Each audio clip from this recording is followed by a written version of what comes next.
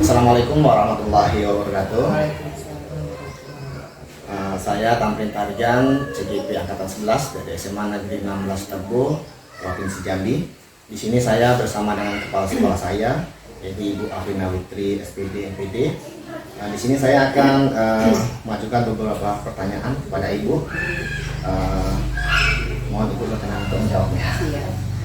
Oke Bu, untuk pertanyaan pertama Bu, selama ini bagaimana Ibu dapat mengidentifikasi kasus-kasus yang merupakan dilema etika atau bukan moral?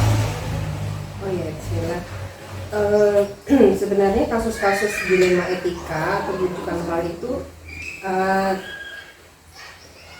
karena dia berhubungan dengan emosi, berhubungan dengan spontanitas suatu kejadian. Jadi sebenarnya kalau menurut saya sih tidak perlu mengidentifikasi karena setiap kejadian yang kita dihadapkan dengan bukan moral dan dilema etika itu setiap kita mungkin ya sebagai personil ataupun pimpinan pasti akan langsung bereaksi dengan sebuah kejadian. Jadi untuk mengidentifikasi itu hanya butuh sensitivitas perasaan Sangat ya. emosional. Oke Bu, kemudian selanjutnya Bu ya, selama ini bagaimana Ibu menjalankan pengambilan keputusan di sekolah, terutama untuk kasus-kasus di mana ada dua kepentingan yang sama-sama benar atau sama-sama mengandung nilai kebajikan Bu? Iya, ya mungkin kasus-kasus yang sering ditimbulkan itu atau yang ditemui biasanya latar belakangnya bukan hanya dari kegiatan di sekolah ya. Kadang kita dibenturkan dengan kepentingan pribadi, kemudian bagaimana di saat yang bersamaan kita dibenturkan dengan sumpah jabatan kita sebagai ASN. Gitu. Kalau saya biasanya lebih ke melihatnya dari dua sisi yang berbeda. Kita bisa lihat mungkin misalkan seorang pegawai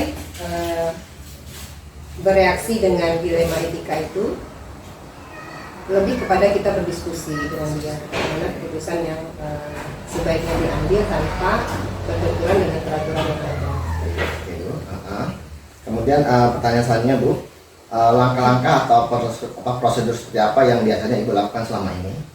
Kalau saya pertama identifikasi dulu permasalahannya seperti apa. Kita cari dulu akar permasalahannya apa. Kemudian biasanya saya membuka diskusi dengan kawan-kawan bagaimana cara memecahkan permasalahan. Justru terkadang ide-ide pemecahan masalah itu datang dari kawan-kawan semua. Nah, kalau untuk kasus dilema etika ini, karena posisi kita di sebuah instansi angkatan sekolah kita itu sama, gitu, sehingga ide-ide yang muncul itu tidak jauh dari kebersamaan, sehingga nanti dilema etika itu bisa kita putuskan mana dulu yang harus kita lakukan dan mana yang harus tidak kita ambil keputusan itu. Itu dengan musyawarah Bu ya? Dengan musyawarah ya. Kemudian Bu, hal-hal apa saja yang selama ini Ibu anggap efektif dalam pengambilan keputusan pada saat kasus-kasus dilema etika?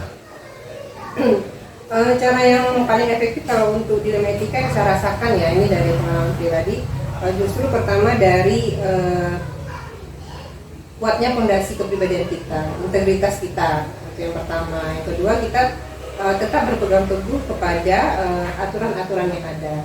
Nah, kemudian baru kita mengedepankan empati kita terhadap sebuah masalah, karena saya rasakan tiga hal itu cukup efektif untuk membuat kita bisa mengambil keputusan secara cepat untuk dilema etika.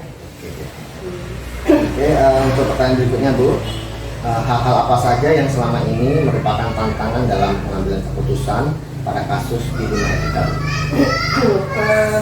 Tentunya dalam sebuah keputusan tidak semua kawan-kawan yang mungkin setuju 100% mendukung apa keputusan kita. Ya. Tapi dengan berpijak kepada tiga hal tadi yang saya sampaikan, pertama tadi adalah kita berpegang pada aturan, ya, kemudian nilai kebersamaan dan empati, insya Allah walaupun ada yang tidak sepakat, tapi ketika itu sudah merupakan keputusan musyawarah, maka kasus dilema etika ini ibaratnya tidak menjadi sebuah masalah baru dan bisa diatasi bersama. Oke Bu. Kemudian pertanyaan berikutnya, apakah Ibu memiliki sebuah tata kelola atau jadwal tertentu dalam sebuah penyelesaian kasus dilema etika? Apakah Ibu langsung menyelesaikan di tempat atau memilih sebuah atau jadwal tertentu untuk menyelesaikan dilema etika tersebut? Kalau saya cenderung ketika ada sebuah permasalahan mencuat itu khususnya di dilema etika itu saya mengambil jeda. Biasanya saya lebih berpikir dulu, tenang dulu, kemudian mengatur waktu kapan dan bagaimana sebaiknya permasalahan ini diselesaikan. Baru nanti kita ambil waktu untuk dibicarakan bersama, diskusi bersama. Tapi tidak langsung, tidak spontan itu. Jadi mencari waktu yang tepat untuk menyelesaikan masalah. Oke Bu. Kemudian pertanyaan berikutnya Bu, adakah seseorang atau faktor-faktor apa yang selama ini mempermudah atau membantu Ibu dalam pengambilan keputusan dalam kasus-kasus dilema etika? Ada. Kalau khususnya saya tentunya suami ya.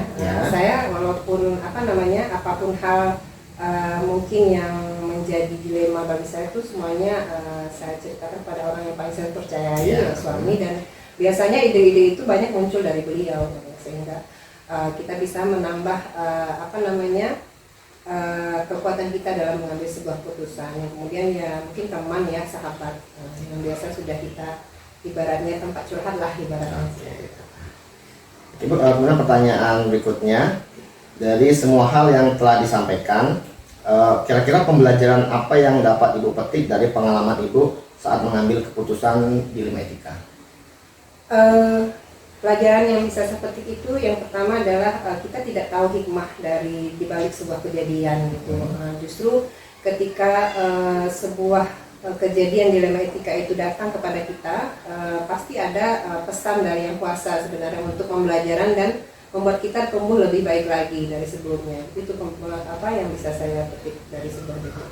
Oke Bu, terima kasih Bu atas waktunya mau memberikan jawaban atas pertanyaan-pertanyaan yang saya ajukan.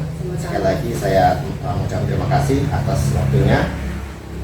Demikianlah hasil wawancara saya dengan kepala sekolah dari SMA Negeri 16 Tebo, yaitu Ibu Afrina Mitri SPD MPD. Demikian saya akhiri. Assalamualaikum warahmatullahi wabarakatuh. Waalaikumsalam warahmatullahi wabarakatuh.